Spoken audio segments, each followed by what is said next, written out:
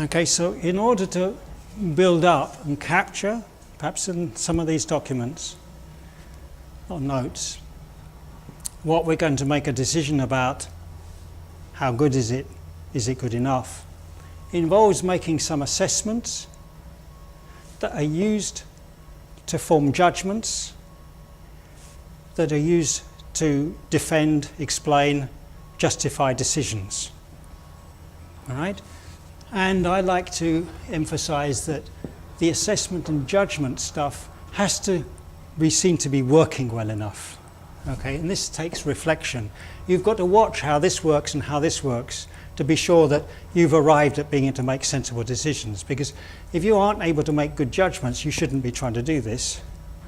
Okay, and by the way, judgment and decision making are not the same thing. I've seen this get confused quite often.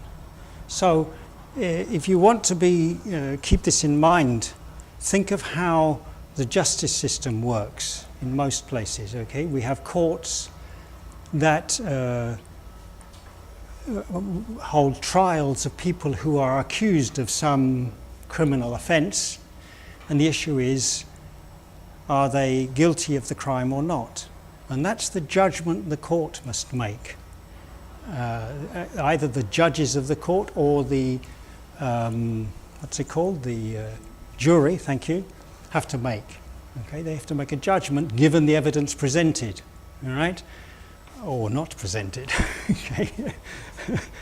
Then it's for the judge to decide what happens next. So if the person accused is found not guilty, the decision is relatively straightforward. You're free to go, sir. Okay. If the person is found guilty, the judge has to make the decision about what the penalty is, what the sentence is, and that's the decision-making part. Okay. So it works in general like this. You know, judgments aren't simply decisions, and most good decisions do need some judgment before them, but not necessarily. Okay, you can make decisions by flicking a coin.